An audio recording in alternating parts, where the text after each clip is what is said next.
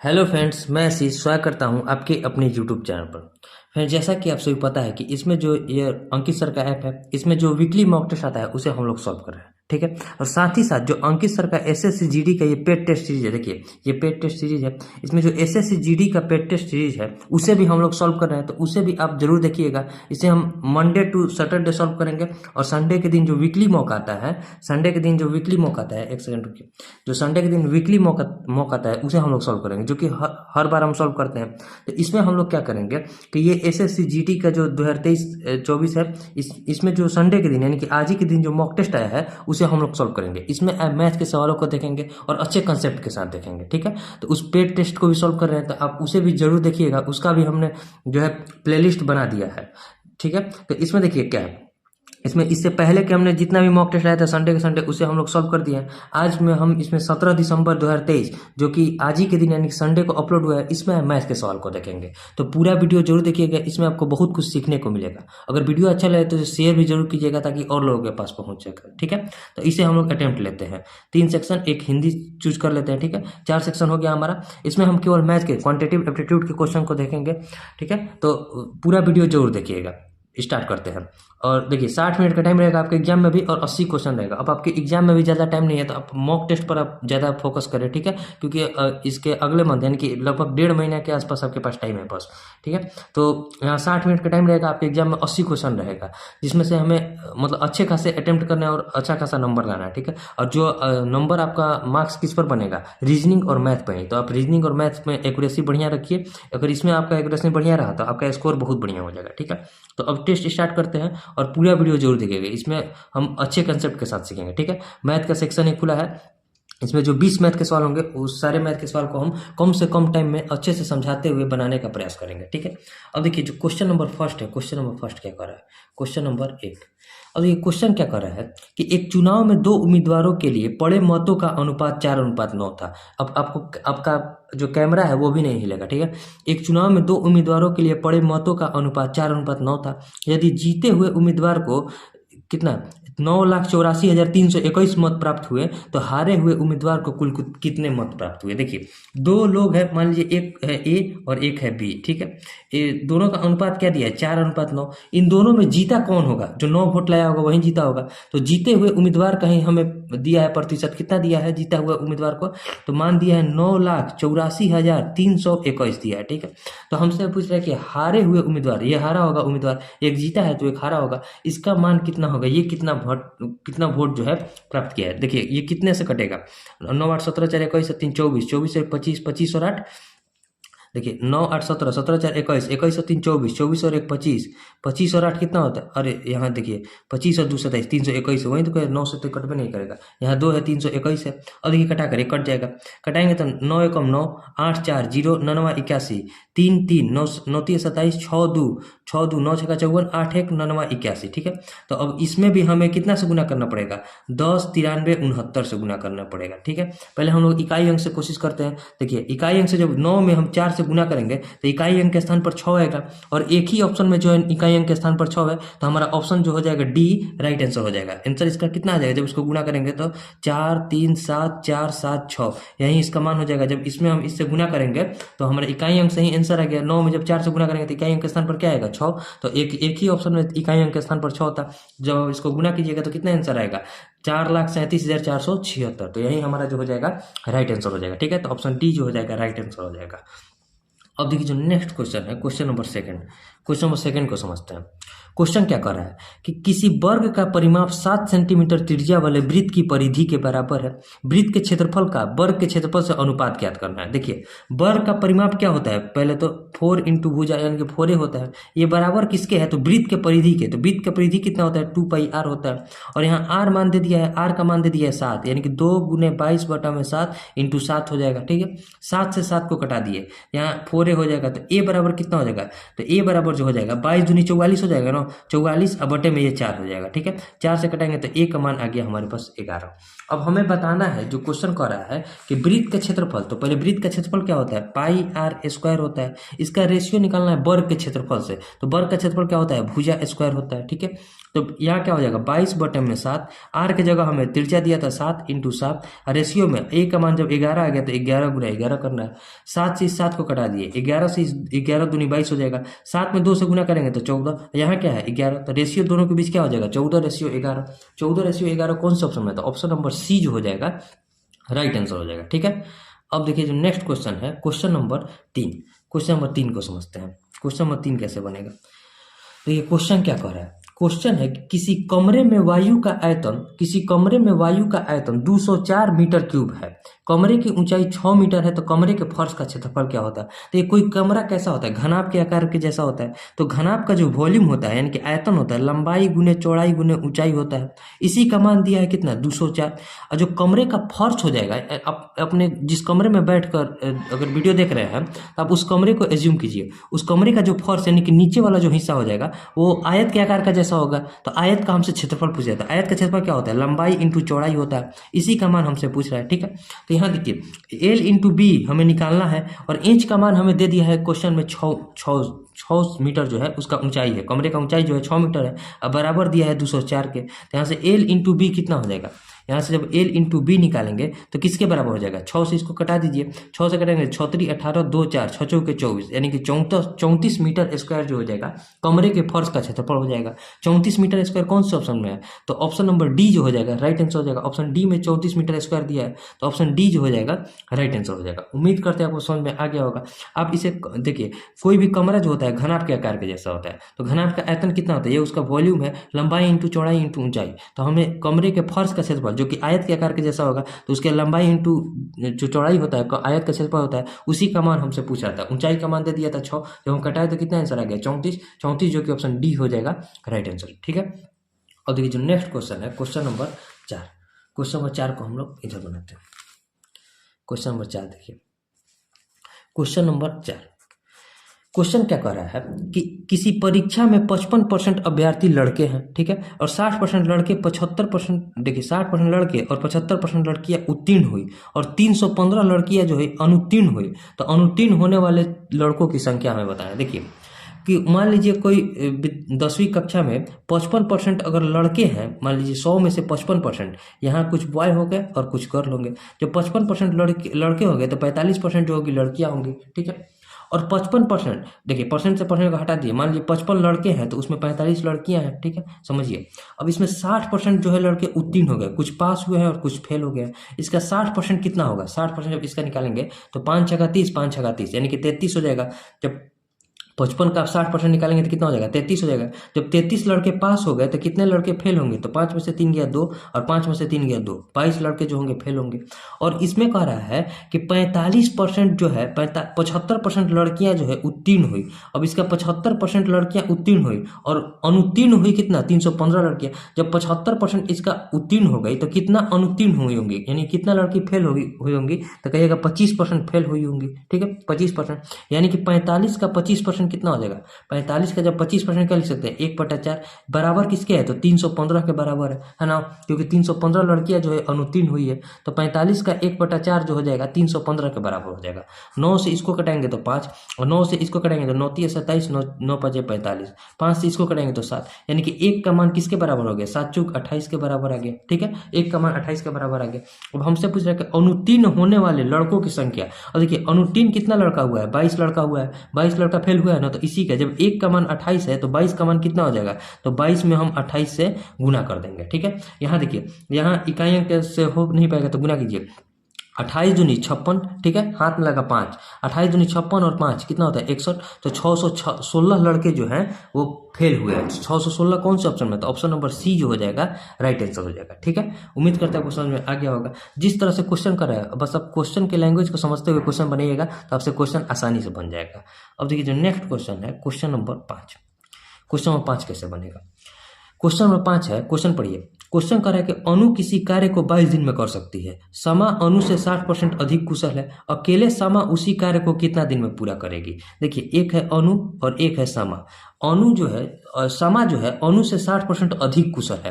तो पहले देखिए 60% को लिखना सीखिए। 60% को हम क्या लिख सकते हैं, इसको 60 अब बटे में 100 लिखेंगे ना, आपको एकदम बेसिक से समझा रहे हैं। 20 से कटाएंगे तो 2 और 20 से कटाएंगे तो 3, सीधे 2/3 लिख सकते हैं। 60% मतलब 2/3 हो जाएगा। सॉरी, 20 से कटाएंगे तो यहाँ 20 और 20×5 यानी कि 3/5 लिखेंगे। 60% का वैल्यू होता है 3/5, ठीक है। 40% का वैल्यू होता है 2/5। तो यहाँ हमसे 60% का वैल्यू पूछा जाता है, 3/5 हो जाएगा 60% को। यानी कि अगर अणु का जो है कार्य का एफिशिएंसी 5 है तो उससे 60% अधिक यानी कि 3 अधिक जो है समा का एफिशिएंसी है, तो 5 से 3 अधिक करेंगे तो कितना हो जाएगा 8, यानी कि समा का एफिशिएंसी आ गया 8, ठीक है। और अणु किसी कार्य को जो है 22 दिन में कर रही है। अब हमारे पास टोटल वर्क निकालना है। टोटल वर्क कितना हो जाएगा, जितना उसका एफिशिएंसी है, ठीक है। अणु का एफिशिएंसी कितना है 5 और टाइम कितना ले रही है 22, यानी कि टोटल वर्क होगा हमारे पास 110 टोटल वर्क होगा, ठीक है।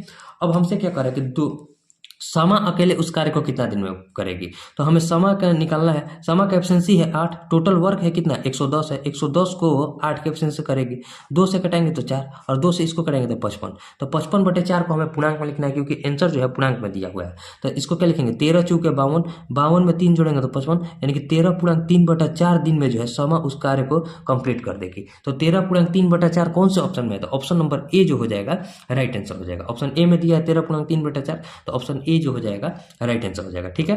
उम्मीद करते हैं आपको समझ में आ गया होगा। अब देखिए जो नेक्स्ट क्वेश्चन है, क्वेश्चन नंबर 6 को समझते हैं। क्वेश्चन नंबर 6 में क्या करा है कि एक वस्तु का अंकित मूल्य उसके क्रय मूल्य से 60% अधिक है। यदि वस्तु को 20% के लाभ पर बेचा गया है तो छूट प्रतिशत क्या है। देखिए यहाँ क्या कह दिया है, एक यहाँ एमपी है, ठीक है, एक यहाँ सीपी है और एक यहाँ एसपी है, ठीक है, तीनों है। यहाँ अगर मान लीजिए सीपी 100 रुपया है तो उससे 60% अधिक उस पर अंकित किया गया, यानी कि 160 रुपया अंकित किया गया। लाभ कितना कमाया जा रहा है, तो लाभ कहिएगा 20% लाभ कमाया जा रहा है, तो इसका 20% लाभ कमाए जाएंगे। 100 पर 20 रुपये का लाभ कमा रहे हैं तो कितना में बेच रहे हैं 120 रुपये पर। अब हमें छूट दे रहे हैं, देखिए उसमें एमपी है 160 रुपया और एसपी कर रहे हैं 120 रुपये में, तो कितना का छूट दे रहे हैं 160 रुपया उस पर, मतलब जो एमपी कितना है उसका मार्केट प्राइस है जो है 160 रुपया और उसे हम बेच कितना हो रहे हैं 120 रुपये, यानी कि 40 रुपये का जो है हम छूट दे रहे हैं, ठीक है। और 40 रुपये का छूट हम किस पर दे रहे हैं, तो 40 रुपये का छूट इस 160 पर देंगे, 160 पर, और गुना हमें परसेंट बताना है तो 100 से गुना करना पड़ेगा। 40 से इसको कटेंगे तो 40 चुके 160, 4 से इसको कटेंगे तो 25, यानी कि 25% का जो है हम छूट दे रहे हैं। तो 25% कौन सा ऑप्शन में है, तो ऑप्शन नंबर बी जो हो जाएगा हमारा राइट आंसर हो जाएगा, क्योंकि 25% का हम छूट दे रहे हैं तो ऑप्शन बी जो हो जाएगा राइट आंसर हो जाएगा, ठीक है। अब देखिए जो नेक्स्ट क्वेश्चन है, क्वेश्चन नंबर 7 को समझते हैं। एक सेकंड, नेक्स्ट पेज लेते हैं, एक सेकंड चाहिए।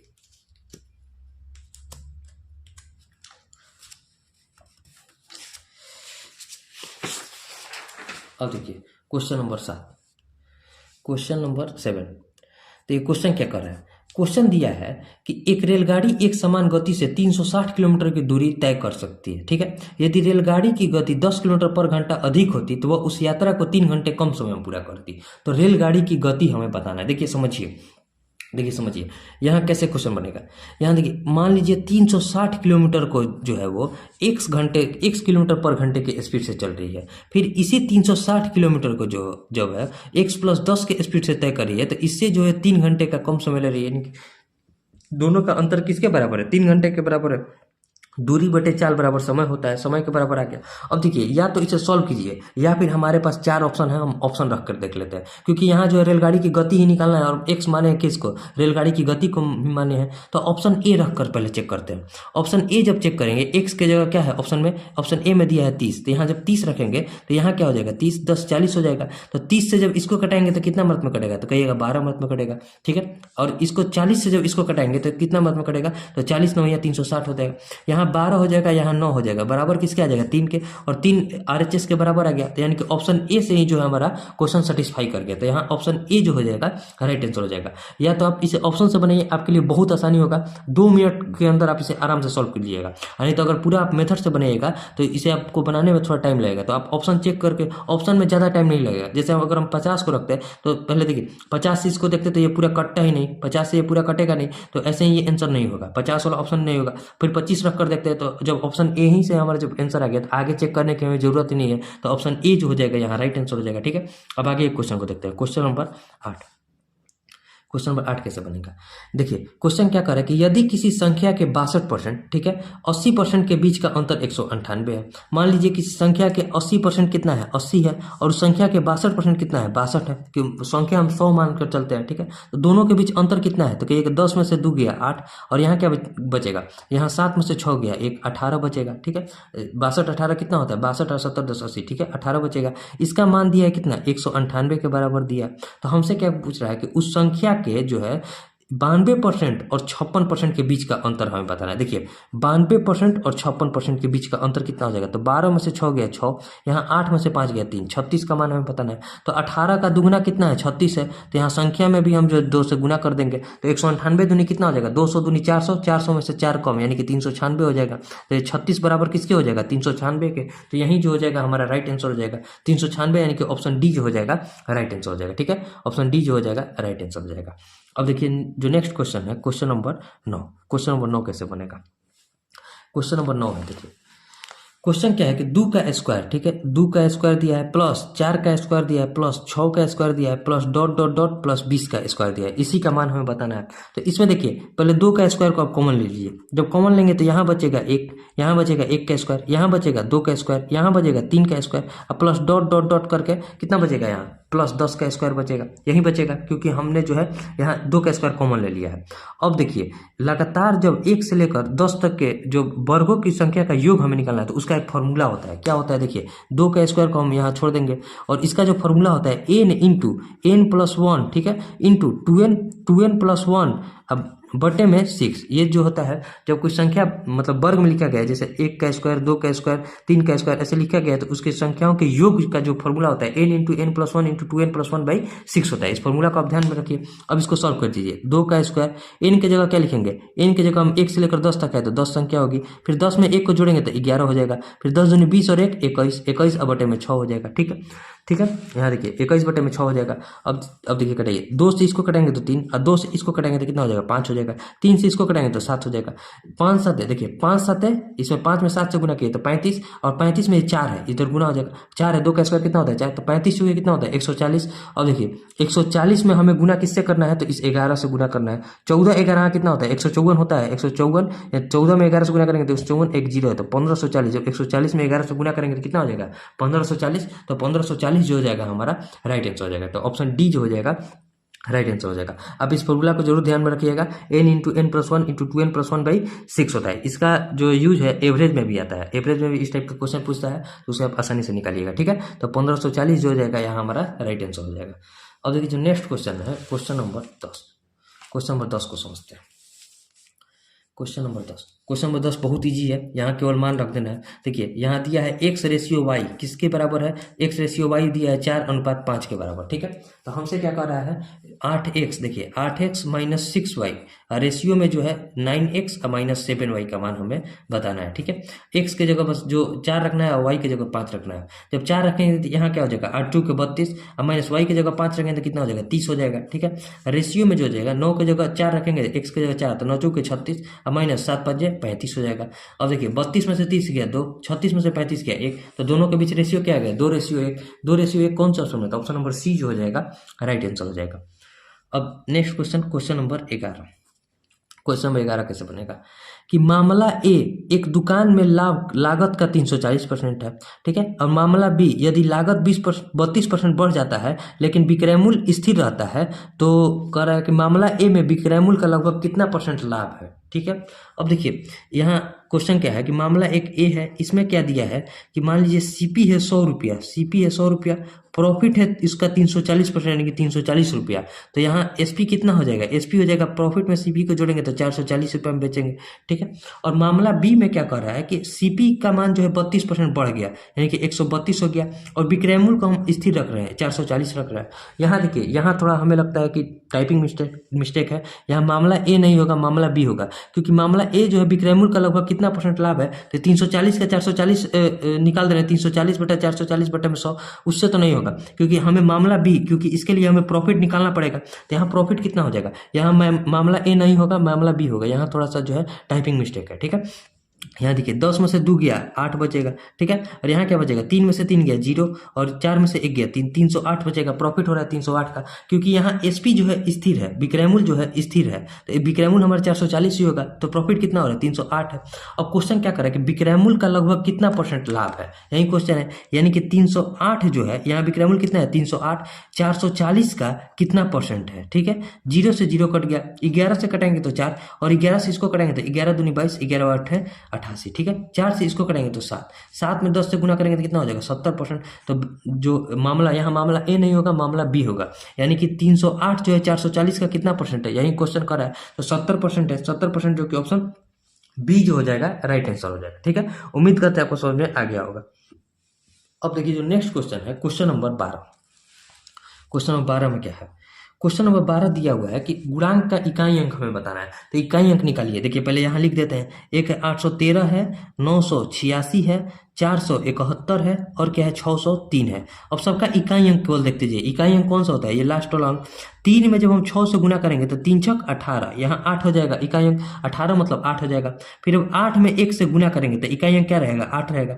फिर अब इस 8 में हम 3 से गुना करेंगे तो 8 तरीके कितना हो जाएगा 24 हो जाएगा।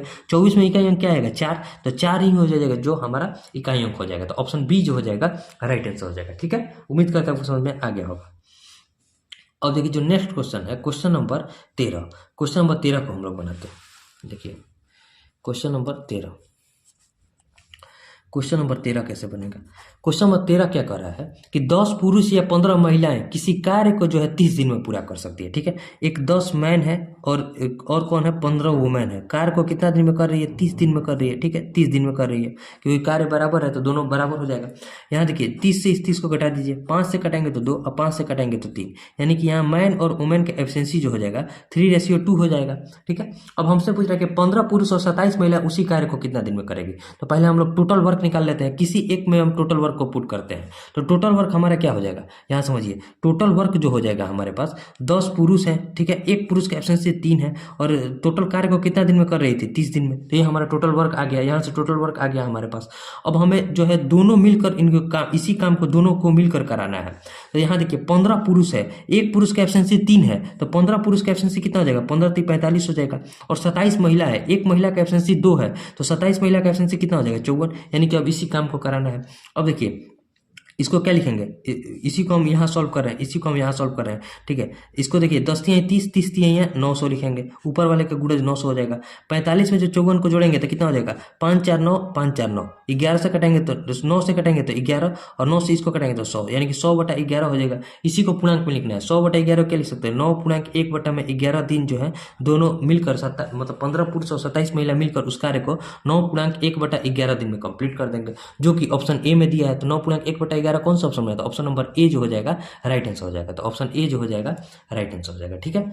अब देखिए जो नेक्स्ट क्वेश्चन है, अब नेक्स्ट क्वेश्चन जो है क्वेश्चन नंबर 14, क्वेश्चन नंबर 14 कैसे बनेगा। क्वेश्चन नंबर 14, एक सेकेंड, क्वेश्चन नंबर 14। तो ये क्वेश्चन क्या कर रहा है, क्वेश्चन है कि किसी ऋण को 2 समान वार्षिक किस्तों में वापस करना है यदि ब्याज दर प्रति वर्ष 10% है, जिसकी गणना वार्षिक चक्रवृद्धि आधार पर होती है, और प्रत्येक किस्त 6534 रुपया है, तो लगाया गया कुल ब्याज कितना है। देखिए किस्त वाला प्रश्न है और वो भी CI का प्रश्न है। देखिए बहुत आसान होता है, इसे आप समझिए। एक है हमारे पास, एक आएगा प्रिंसिपल और एक आएगा उसका इंस्टॉलमेंट, ठीक है। अब देखिए 10% का रेट है, तो यहाँ 10 रुपया है, जो 1 रुपया पर वृद्धि करेगा तो 11 रुपया हो जाएगा। 10% को क्या लिख सकते हैं 1/10, यानी कि 10 रुपये पर जो है 1 रुपया का ब्याज लग रहा है। अगले बार जो है इनका स्क्वायर लगेगा, तो 10 का स्क्वायर कितना होता है 100, और 11 का स्क्वायर कितना होता है 121। 2 समान वार्षिक किस्त में पूरा करना है। अब देखिए समान वार्षिक किस्त है, ये हमारा इंस्टॉलमेंट है ना, तो किस्त को बराबर करने के लिए इसमें हमें 11 से गुना करना पड़ेगा, तब जाकर किस्त बराबर होगा। तो इसमें 11 से जब 10 में गुना करेंगे तो कितना हो जाएगा 11 नहीं 110, और 11 में 11 से गुना करेंगे तो 121 हो जाएगा। यहाँ बराबर हो गया हमारे पास। और टोटल हमारे पास प्रिंसिपल कितना मौजूद होगा, तो 100 में 110 को जोड़ेंगे तो कितना हो जाएगा 210 रुपया प्रिंसिपल होगा। और इंस्टॉलमेंट का हमें मान दिया है 121 का मान दिया है कितना 6534 रुपये, यानी कि प्रत्येक किस्त जो है हम 6534 रुपये का भर रहे हैं। तो यहाँ से पहले हम प्रिंसिपल निकालेंगे। 121 का मान जब देखिए 121 का मान जब 6534 दिया है तो 210 का मान कितना हो जाएगा, कहिएगा 6534 बटे में 121 और गुना का 210 हो जाएगा, ठीक है। 11 से कटाएंगे तो 11, 11 से इसको कटाएंगे तो 11 पचे 55, 11 पचे 55, 10 3 11 99 और 11 चौक 44, ठीक है। फिर 11 से इसको कटाइए, 11 पचे 55, 4 4 11 चौक 44, यानी कि 210 का मान किसके बराबर आ गया, 54 में 21 से गुना कीजिए, 54 में 21 चौक 84, ठीक है। 21 पचे 105 8 113 हो जाएगा, यानी कि 11,340 रुपया हो जाएगा। ये हमारे पास आ गया प्रिंसिपल। अब हमारे पास टोटल जो हम उसको पैसा कितना दिए हैं, टोटल उसको हम पैसा यानी कि अमाउंट उसको कितना वापस किए हैं, तो 6534 रुपया की हम 2 किस्त दिए हैं, तो टोटल अमाउंट इतना हम वापस किए होंगे, ठीक है। तो 2 चौके 8, ठीक है, 2 चौके 8, 2 तिहाई 6, 2 पंचे 10, 2 छक्के 12 और 1 13, ठीक है। इतना दिए होंगे, 13,068 रुपया हम उसको वापस दिए होंगे। अब हमें क्या बताना है कि कुल ब्याज कितना दिए हैं, तो कुल बाकी जो एक्स्ट्रा दिए हैं, लिए थे उसे 11,340 रुपया और दे दिए 13,068 रुपया, तो बाकी का जो है हम उसे ब्याज दिए होंगे, यानी कि 13,068 में से जब हम 11,340 को घटा देंगे वही हमारा ब्याज हो जाएगा। अमाउंट में से जब हम प्रिंसिपल को माइनस कर देंगे वही हमारा ब्याज हो जाएगा। माइनस कीजिए, 8 में से 0 गया 8, 6 में से 4 गया 2, 10 में से 3 गया 7, यहाँ 12 में से 11 गया 1, यानी कि 1728 रुपया जो है हम कुल ब्याज भरे हैं। तो 1728 कौन सा ऑप्शन है, तो ऑप्शन नंबर डी जो हो जाएगा राइट आंसर हो जाएगा। उम्मीद करते हैं आपको समझ में आ गया होगा। ये इंस्टॉलमेंट वाला क्वेश्चन है, अगर आपको समझ में आ गया तो ठीक, नहीं आया तो एक बार फिर से देखिएगा, आपको जरूर समझ में आ जाएगा, ठीक है। अब देखिए जो नेक्स्ट क्वेश्चन है, क्वेश्चन नंबर 15, क्वेश्चन नंबर 15 को हम देखते हैं। क्वेश्चन नंबर 15, क्वेश्चन देखिए क्या कर रहा है कि वह सबसे छोटा पूर्णांक क्या है जो 5, 8 और 15 का गुणज है, यानी कि 5, 8 और 15 का हमसे एलसीएम पूछ रहा है। तो एलसीएम निकालिए, इसको हम पहले सबसे बड़े वाले को फैक्टर करेंगे, 5 × 3 लिखेंगे ना, यहाँ 5 तो इसमें है तो 5 तो कट जाएगा, 8 घटाने के लिए पूरा 8 से गुना करना पड़ेगा, तो यही जो हो जाएगा उसका एलसीएम हो जाएगा। गुना कीजिए, 5 3 15, 15 8 20 से, यानी कि 120 जो हो जाएगा उसका एलसीएम हो जाएगा। तो 120 कौन सा ऑप्शन में, तो ऑप्शन नंबर डी जो हो जाएगा राइट आंसर हो जाएगा, ठीक है। तो अब देखिए जो नेक्स्ट क्वेश्चन है, क्वेश्चन नंबर 16, क्वेश्चन नंबर 16 कैसे बनेगा। तो ये क्वेश्चन नंबर 16 में क्या कर रहा है कि एक स्कूल में 10वीं कक्षा की परीक्षा में लड़कियों का औसत उत्तीर्ण प्रतिशत 85% है और लड़कों का 83% है। उस स्कूल के 10वीं कक्षा के सभी लड़कों और लड़कियों का औसत उत्तीर्ण प्रतिशत 83.7% है, ठीक है। तो उस स्कूल की 10वीं कक्षा में लड़कियों की संख्या का परसेंट क्या है। देखिए अब समझिए इस क्वेश्चन को, समझिए इसे एलिगेशन पर बनाइए, आराम से बनेगा। कुछ बॉय है, ठीक है, और कुछ गर्ल है, ठीक। अब देखिए इसमें क्या कर रहा है कि लड़कियों का जो है औसत उत्तीर्ण प्रतिशत कितना है, 85% है, और लड़कों का कितना है तो 83% है, और पूरी कक्षा का दिया है कितना, 83.7%, ठीक है, 83.7% दिया। और यही जो है एलिगेशन मेथड लगेगा। देखिए एलिगेशन में क्या होता है, जो बीच वाला होता है एक से बड़ा और एक से छोटा होता है। देखिए जब 83.7 में से 83 को घटाएंगे तो क्या हो जाएगा, 0.7 हो जाएगा, ठीक है। और 85 में से जब 83.7 को घटाएंगे तो 10 में से 7 गया 3, 84 में से 1 गया 1, यानी कि 1.3% हो जाएगा। यहाँ परसेंट से परसेंट को हटा दीजिए, ये रेशियो में होता है। अब हमसे पूछ रहा है कि जो उस स्कूल की 10वीं कक्षा में लड़कियों की संख्या का परसेंट क्या है। तो देखिए लड़की कितना है, 0.7 है ना, लड़की कितना है, 0.7 है। टोटल कक्षा में लोग कितने हैं, तो 1.3 में 0.7 को जोड़ेंगे तो कितना हो जाएगा, 13 7 20, यानी कि 2 हो जाएगा। ये परसेंट निकालना है तो 100 से गुना करना पड़ेगा, यही लड़कियों का परसेंट आ जाएगा। ठीक है, 2 में इससे गुना करेंगे तो 50 हो जाएगा, ठीक है। और 0 से इससे पॉइंट को हटा देंगे, 7 पंजे, देखिए 7 में जब 5 से गुना करेंगे कितना हो जाएगा, 35%, यानी कि 35% जो है उस कक्षा में लड़कियां हैं। 35% कौन सा ऑप्शन है, तो ऑप्शन नंबर सी। एक बार फिर से आपको समझाते हैं। पहले यहाँ आप देखिए, यहाँ इसको तो आप लिखना सीख गए होंगे, जैसे जैसे क्वेश्चन दिया इतना हम दूर लिखे हैं। 83.7 में से 83 को घटाया तो 0.7 आएगा, और 85 में से 83.7 को घटाया तो 1.3 आएगा। अब हमसे क्वेश्चन पूछ रहा है कि लड़कियों का परसेंट उस कक्षा में कितना है, तो कक्षा में बॉय और गर्ल दोनों को जोड़ना पड़ेगा। तो देखिए 0.7 इसमें लड़कियां हैं और टोटल कक्षा में लोग कितना है, तो 1.3 में 0.7 को जोड़ेंगे तो कितना हो जाएगा, 2, यानी कि 0.7 जो है 2 का कितना परसेंट है, तो 100 से गुना करना पड़ेगा। तो जब इसको गुना किए तो 50 हो जाएगा। 0 हटाए, इस पॉइंट को हट गया, 0 जब हटाए तो इस पॉइंट हट गया, तो 7 में 5 से गुना करेंगे कितना हो जाएगा, 35% उस कक्षा में जो है लड़कियां हैं। तो 35% कौन सा ऑप्शन में था, ऑप्शन नंबर सी में जो था हमारा राइट आंसर हो जाएगा, ठीक है। अब देखिए नेक्स्ट क्वेश्चन है क्वेश्चन नंबर 17। क्वेश्चन नंबर 17 को देखते हैं, ठीक है। क्वेश्चन नंबर 17 देखिए, क्वेश्चन नंबर 17 कैसे बनेगा। क्वेश्चन नंबर 17 देखिए, क्वेश्चन पढ़िए। क्वेश्चन क्या कर रहा है कि यदि 18% छूट और 10.5% छूट पर बेची जाने वाली सकने वाली वस्तु का विक्रय मूल्य के बीच अंतर जो है 192 है, तो वस्तु का अंकित मूल्य क्या है? मान लीजिए वस्तु का अंकित मूल्य कितना है? 100 है, ठीक है। एक उस पर छूट दिए हैं कितना? 18% का, तो कितना में बेचे होंगे? 82 में बेचे होंगे, ठीक है। और एक उस पर छूट दिए हैं 10.5% का, तो जब 10.5% का छूट दिए हैं तो कितना में बेचे होंगे? तो कहिएगा 89 और 10 99 पॉइंट, हाँ ठीक है, 89.5 में बेचे होंगे। ये है उसका छूट 18% का, और ये है उसका छूट 10.5% का, ठीक है। 10.5% का छूट है, 10.5% का, ठीक है। अब दोनों के बीच अंतर कितना है? तो दोनों के बीच अंतर अगर आप देखिएगा तो देखिए इसमें अंतर निकालिए तो 7.5 हो जाएगा, 82 7 89, यानी कि 7.5%। यही जो संख्या में मान है 192 के बराबर है। तो हमसे पूछ रहा है कि उस वस्तु का अंकित मूल्य यानी कि 100 किसके बराबर हो जाएगा, ठीक है। तो 100 का मान निकालिए 192 बटे में 7.5, ठीक है। इस परसेंट को यहाँ भी हम 100% मानेंगे तो यहाँ भी परसेंट लिखेंगे, तो इस परसेंट से कोई मतलब नहीं है, ठीक है। अब देखिए अगुना 100 करना है, पॉइंट को हटाएंगे तो एक जीरो ऊपर चला जाएगा, 25 से इसको कटाएंगे तो 3, और 25 से इसको कटाएंगे तो 25 चौके 100, जीरो हो जाएगा, 40 हो जाएगा। 3 से इसको कटाएंगे तो 3 छक 18, 3 चौके 12, 64 चौके कितना होता है? 64 चौके 256 होता है, ठीक है, 256 होता है, 64 चौके 256, एक जीरो, 2560 जो हो जाएगा उस वस्तु का अंकित मूल्य हो जाएगा। तो 2560 कौन सा ऑप्शन में? तो ऑप्शन नंबर बी जो हो जाएगा राइट आंसर हो जाएगा, ठीक है। उम्मीद करता है क्वेश्चन में आगे होगा। अब देखिए जो नेक्स्ट क्वेश्चन है, क्वेश्चन नंबर 18। क्वेश्चन नंबर 18 में क्या है कि एक लड़का 1 से 20 तक की सभी प्राकृतिक संख्याओं को जोड़ता है, लेकिन वह एक संख्या को जोड़ना भूल जाता है, जिसके कारण योग जो है 190 होता है। वो संख्या कौन सी है जिसका लड़का भूल के? देखिए पीछे जो हम जो स्क्वायर में था संख्या, 1 का स्क्वायर 2 का स्क्वायर, उसका फॉर्मूला बताए थे। यहाँ जो संख्या है लगातार दिया हुआ है तो उसका हम योग के फॉर्मूला बताएंगे। यहाँ देखिए 1 से 20 तक की संख्या को जोड़ता है, 1 को जोड़ता है, 2 को जोड़ता है, 3 को जोड़ता है, डैश डैश करके 20 तक की संख्या को जोड़ता है। तो उसका योग कितना आना चाहिए? जब 1 से लेकर 20 तक के जोड़ेगा तो उसका योग का जो फॉर्मूला होता है वो फॉर्मूला क्या होता है? n इंटू n प्लस 1/2 होता है, ये फॉर्मूला होता है, ठीक है। इस फॉर्मूला को भी याद रखिएगा। आज दोनों आपका फॉर्मूला क्लियर हो गया।